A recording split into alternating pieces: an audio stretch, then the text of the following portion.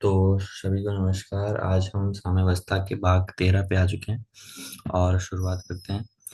तो आज जो हम पढ़ेंगे दुर्बल क्षारकों का आयनन, के ए तथा के बी में संबंध, एसिडिक और बेस, द्वि एवं बहु क्षारकीय अम्ल एवं द्वि एवं बहु अम्लीय क्षारक। ये जो है पढ़ेंगे आज। शुरुआत करते हैं इससे। आगे बढ़ गया। दुर्बल क्षारकों का आयनन। क्षारक MOH का आयनन निम्नलिखित समीकरण द्वारा प्रदर्शित किया जा सकता है।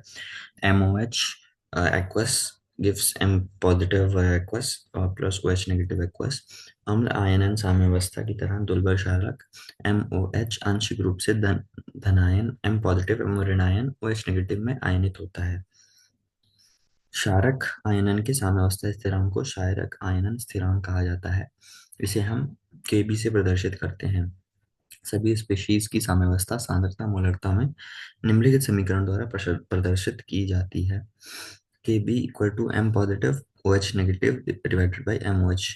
Concentration of M positive, concentration of OH negative और नीचे आएगा concentration of MOH negative MOH।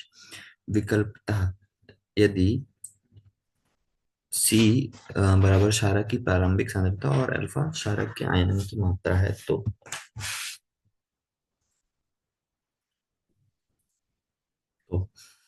अ, जब जब साम्यावस्था प्राप्त होती है तब साम्य स्थिरांक निम्नलिखित रूप से लिखा जा सकता है।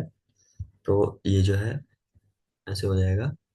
के B equal to C alpha whole square divide by C one minus alpha equal to C alpha square upon one minus alpha. पिछली बार की तरह ये फॉर्मूला डिराइव हो गया हमारा। दुर्बल क्षारकों में आयनन जो है उसका भी फॉर्मूला जो है के बी से डिनोट किया जाएगा। अब इसमें हम लोगों ने पहले एग्जाम्पल के रूप में देख लेते हैं। एक सेकंड रुकिएगा।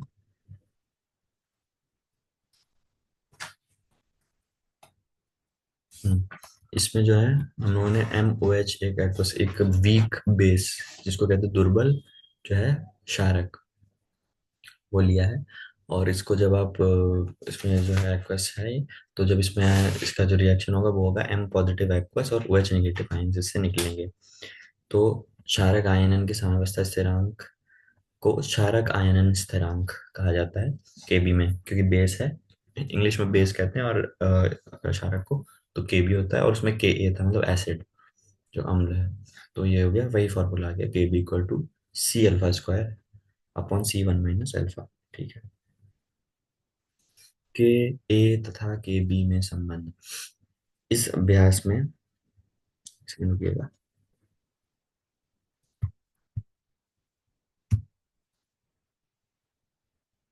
हम्म, तो इससे पहले हम लोग ये संबंध स्थापित करें के ए और के बी में। जो एनसीईआरटी में टेक्स्ट है वो आप पढ़ेंगे जरा। कई कार्बनिक यौगिक अमीन्स की तरह दुर्बल क्षारक हैं। एमीन्स अमोनिया के व्युत्पन्न हैं जिनमें एक या अधिक हाइड्रोजन परमाणु अन्य समूहों द्वारा प्रतिस्थापित होते हैं। अमाइंस में अमाइंस के बारे में बताया जा रहा है। जैसे मेथिलामीन, कोडीन, क्विनीन, निकोटीन सभी बहुत ही दुर्बल क्षारक हैं। तो अमीन के जो डेरिवेटिव्स हैं, जैसे अमीन में एक हाइड्रोजन की जगह पे CH3 लग गया तो वो हो गया मिथिलामीन। तो इस तरीके से अब जैसे इसमें ये देखिए डाई मिथिलामीन क्या हो गया, दो CH3 लगे CH2NH। एनसीईआरटी में टेबल दी है, मैं उससे पढ़ के बता रहा हूँ। तो ये एग्जाम्पल है दुर्बल क्षारकों के। तो एमाइन के डेरिवेटिव्स हो गए, उनके नाम होते हैं ट्राइल एथिलीन अमीन, अमोनिया, क्विनीन, पेरिडीन, एनिलीन और यूरिया। तो इनको जो है ये बहुत ही दुर्बल क्षारक होते हैं और इनके केबी के मान बहुत छोटे होते हैं। अमोनिया जल में निम्नलिखित अभिक्रिया के फलस्वरूप OH नेगेटिव आयन जो है वो उत्पन्न करता है। अमोनिया का जो रिएक्शन है जब वो पानी में जाता है तब उसका रिएक्शन ये है। NH3 aqueous plus H2O liquid gives NH4 positive plus OH negative. तो H2O का जो एक H है वो NH4 पॉजिटिव देता है और OH नेगेटिव जो है वो अ, अलग से बचता है। तो हाइड्रोजन आयन सांद्रता हेतु पीएच स्केल इतना उपयोगी है कि इसे अन्य स्पीशीज एवं राशियों के लिए भी उपयुक्त किया जा सकता है। इसलिए पी के बी की जो वैल्यू होती है वो होती है निगेटिव लॉगरिथम ऑफ के बी। जैसे हम लोगों ने पी के ए निकाला था और पी एच निकाला था, वैसे ही पी के बी की वैल्यू ये हो गई। ठीक है। के ए तथा के बी में संबंध। हम्म, इस अभ्यास में हम पढ़ चुके हैं कि के ए तथा के बी क्रमशः अम्ल और क्षारक की सामर्थ्य को दर्शाते हैं। जैसे के ए जो होता है वो बताता है कि कितना दुर्बल या प्रबल अम्ल है, वैसे के बी बताता है कितना दुर्बल या प्रबल उसका क्षारक है। तो उसकी समर्थता को दर्शाते हैं। संयुग्मी अम्ल क्षार युग्म में से एक दूसरे से सरलतम रूप में संबंधित होते हैं। यदि एक का मान ज्ञात है तो दूसरे का ज्ञात किया जा सकता है। NH4 पॉजिटिव तथा NH3 के उदाहरण उदाहरण की विवेचना करते हैं। ठीक है, अभी देखिए, NH4 पॉजिटिव एक्वस और इसमें पानी में डाला तो H3O positive plus NH3 aqueous.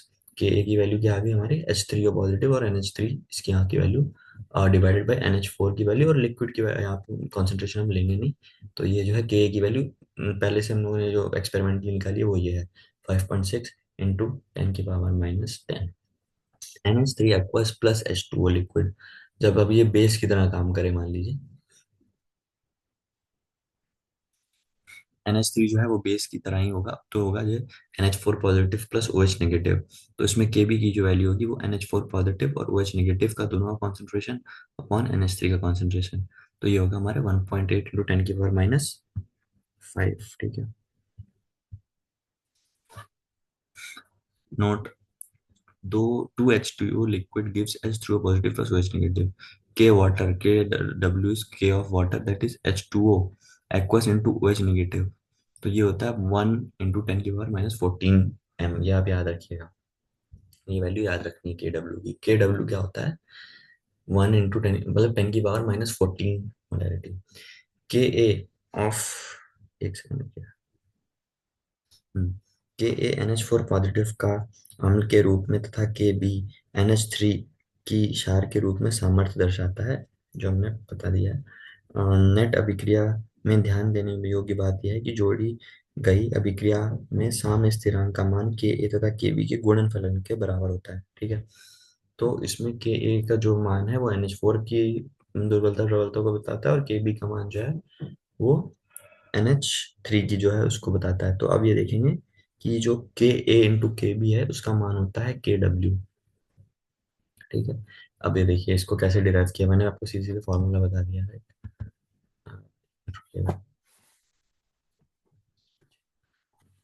के ए इंटू के बी क्या होता है, पहले के ए की वैल्यू यहाँ से उठा के रखेंगे हम।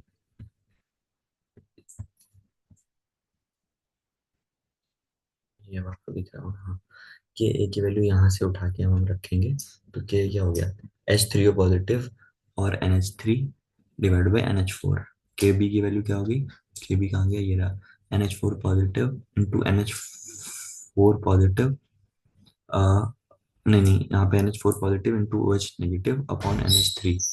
तो इसमें जो है अब देखिएगा ये डिवाइड हो रहा है यहाँ पे, तो इससे ये वाला NH4, ये वाला NH3 और ये वाला NH3 कैंसिल हो गया। तो इसमें और ये वाला NH3 और यहाँ पे NH3 होगा, NH4 होगा। तो ये वाला NH4 और ये वाला NH4 कैंसिल हो गया, ठीक है, क्योंकि ये डिवाइड में है ना और ये मल्टीप्लाई में, तो ये NH4 और ये NH4 कैंसिल। तो ये बचा हमारे पास H3O पॉजिटिव और OH नेगेटिव। तो H3O positive into OH negative, ये इसकी वैल्यू है के इंटू के बी। अब हमने देखा एच के डब्ल्यू की वैल्यू क्या होती है, H3O पॉजिटिव और OH नेगेटिव, ये हो गया के डब्ल्यू। इसलिए हम कहते हैं के ए इंटू के बी इक्वल टू के डब्ल्यू। अब इनको मल्टीप्लाई करके, तो एक एक्सपेरिमेंट था, इन दोनों की वैल्यू को मल्टीप्लाई करके तो वही आएगा, के डब्ल्यू की वैल्यू आएगी, जो कि ये वेरीफाई हो गया। यह है इसका संबंध। के ए और के बी के बीच में संबंध क्या है, एक लाइन में बोले तो के ए इंटू के बी इक्वल टू के डब्ल्यू की वैल्यू पूछे तो 1 × 10⁻⁻14 मोलैरिटी। ठीक है, इसे इस सामान्यीकरण द्वारा बताया जा सकता है, दो या ज्यादा अभिक्रियाओं को जोड़ने पर उनकी नेट या अभिक्रिया का साम्यावस्था स्थिरांक प्रत्येक अभिक्रिया के साम्यावस्था स्थिरांक के गुणनफल के बराबर होता है। ठीक है, जैसे कि ये दिया गया उदाहरण से K net equal to K1 into K2 into K3 जितने भी हैं, इसी प्रकार संयुग्मी क्षार युग्म के लिए, संयुग्मी क्षार युग्म मतलब जिसमें क्षार भी हो और अम्ल भी हो, तो उसमें के इंटू के बी इक्वल टू के डब्ल्यू। यदि एक का मान ज्ञात हो तो अन्य को ज्ञात किया जा सकता है। या ध्यान देना चाहिए कि प्रबल अम्ल का संयुग्मी क्षार दुर्बल और दुर्बल अम्ल का संयुग्मी क्षार प्रबल होता है, ये हमने पहले ही पढ़ा था। संयुग्मिता जो होती है उसमें एक जो है दुर्बल है तो दूसरा प्रबल होगा, और उनका जो प्रोडक्ट होता है वो के डब्ल्यू होगा, और नई नई चीज सीख ली है। हम्म, इसमें से एक ध्यान देने वाली बात यह है कि के नेट जो है, कि दो या ज्यादा अभिक्रियाओं को जब जोड़ते हैं ना तो उनका नेट के क्या आएगा। मान लीजिए एक अभिक्रिया है ए, उसका नाम ए है, तो ए का K1 है, A2 का K2 है, A3 का K3 है। तो अब इसमें A1 A2 A3 के प्रोडक्ट्स मिला लेंगे, तो इनका जो नेट के है वो क्या आएगा, वो आएगा K1 into K2 into K3। ये एक है, ये आपके क्वेश्चन में काम है।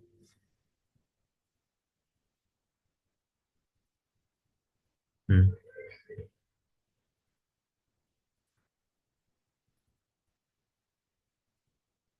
ठीक है। अब एनसीईआरटी से मैं थोड़ा पढ़ रहा हूँ। वैकल्पिक रूप से उपयुक्त समीकरण के डब्ल्यू इक्वल टू के इंटू के बी को क्षारक वियोजन साम्यावस्था विक्रिया से भी हम प्राप्त कर सकते हैं। बी बी एक्वस एनसीईआरटी में देखेंगे, वहां से मैं पढ़ रहा हूँ। और रेफरेंस के लिए बता दूं 6.11.5। ठीक है।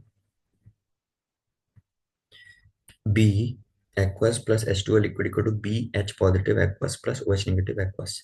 सो के बी की वैल्यू क्या आ गई, B H positive OH negative divided by B की कॉन्सेंट्रेशन। चूंकि जल की सांद्रता स्थिर रहती है, अतः इसे हम हर से हटा दिया है, H2O को हटा दिया और वियोजन स्थिरांक में सम्मिलित कर दिया गया है। उपयुक्त समीकरण को H पॉजिटिव से गुणा करने तथा भाग देने पर के बी की वैल्यू आएगी B H positive OH negative H positive multiply कर दिया और divided by B concentration of B into H positive. तो Kb equal to OH negative H positive into BH positive divided by B into H positive, that is आ गया Kw की value इसमें। इस reaction के Kw की value अगर निकालेंगे तो यही आएगी, और अपॉन Ka। तो एक रिएक्शन से इन्होंने प्रूव कर दिया है कि K इंटू के बी इक्वल टू Kw। ये सिर्फ देखने के लिए था। सवाल तो आपके पहले वाले से सॉल्व हो जाएंगे, और ये डेरिवेशन के लिए कुछ आएगा नहीं, तो ये बस ऐसे नॉलेज के लिए था। या ध्यान देने वाले कि यदि दोनों और लघु गुणक लिया जाए तो संयुग्मी अम्लता क्षार के मानों को संबंधित किया जा सकता है P K A plus p K B equal to p K W.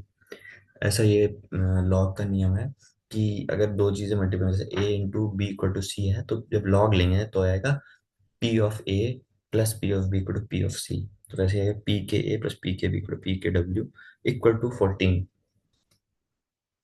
ठीक है। 10 की पावर -14 था, तो जो पावर होती है उसमें से माइनस हटा के आंसर आता है जब आप लॉग लगाते हो, तो 10 की पावर ओ -14 से 14 आ गया। ठीक है। ये था एनसीईआरटी से। अब उदाहरण 6.21 जो है ये देखेंगे।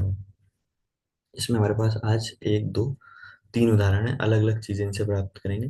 तो आज हम एक उदाहरण करेंगे, दो उदाहरण करेंगे, उसके बाद हम नेक्स्ट स्लाइड पे नेक्स्ट क्लास से जाएंगे। ठीक है। 6.21 क्या है, 0.004 हाइड्रोजन विलयन का पीएच 9.7 है। इसके केबी या तो पी के बी की गणना कीजिए। ठीक है। पीएच की वैल्यू ये दी है। अब देखिए, अब क्वेश्चन को हम नहीं देख रहे हैं, इसमें केबी की वैल्यू पता है। ठीक है।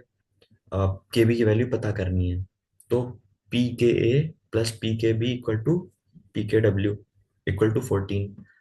पी के ए क्या है, अब देखिए पीएच क्या है 9.7। अब ये देखिए आप, इसमें से H पॉजिटिव हमने लगाया, H पॉजिटिव की कॉन्सेंट्रेशन निकाल ली पीएच से, एंटी लॉग ऑफ माइनस। अब इसमें लॉग एंटी लॉग का गेम है, इसमें मैथमेटिक्स आती है यहाँ से कि आपको लॉग और एंटी लॉग सीखना होगा।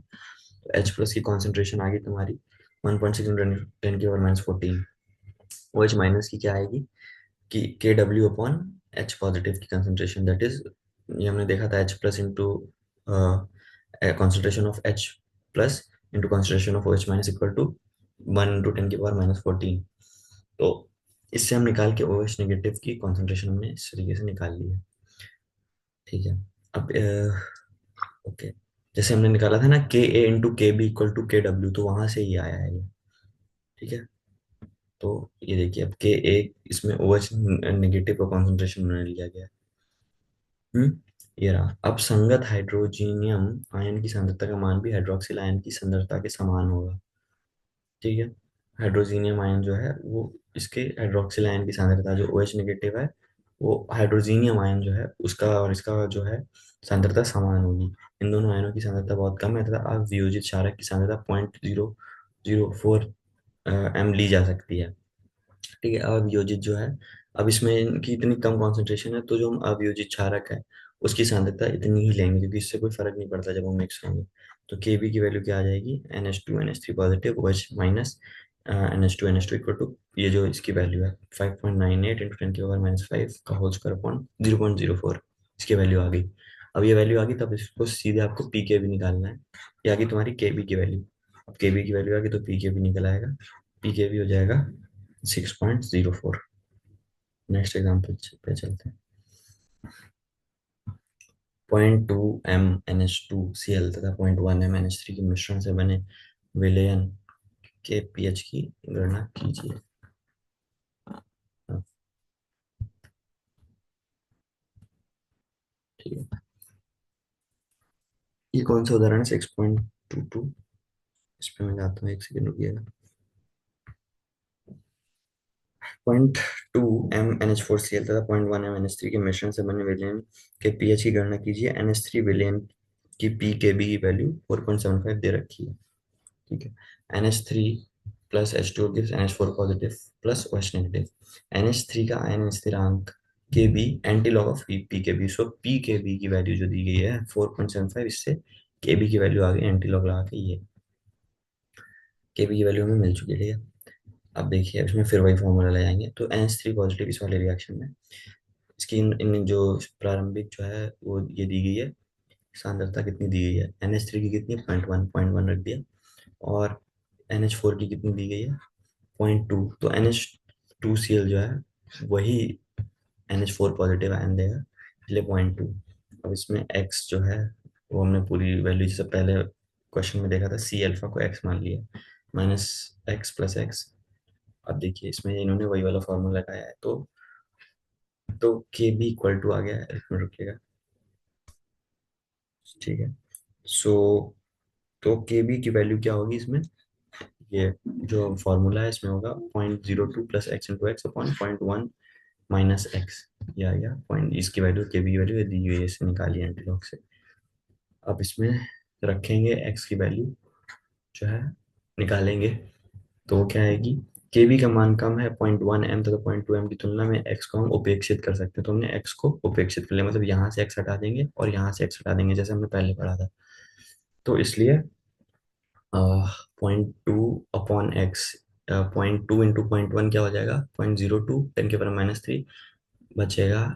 ओ एच माइनस एक्स की वैल्यू आ गई 0.88 इंटू 10 की पावर -5, इसलिए ओ एच की वैल्यू ये आ गई है, तो एच पॉजिटिव की वैल्यू निकल आएगी। क्यों, क्योंकि O H minus into H positive is equal to 10 की पावर -14, तो इनको मल्टीप्लाई 10 की पावर -14 आ जाएगी, और एच पॉजिटिव की वैल्यू आ गई तो पी एच की वैल्यू भी आ जाएगी। तो हमने दो सॉल्व कर लिए। आगे के लेक्चर्स में ये 6.23 का एग्जाम्पल और द्वि एवं बहुक्षारकीय अम्ल तथा द्वि एवं बहु अम्लीय क्षारक को पढ़ेंगे। आज की क्लास के लिए इतना ही, मिलते हैं हम नेक्स्ट क्लास में। बहुत बहुत धन्यवाद।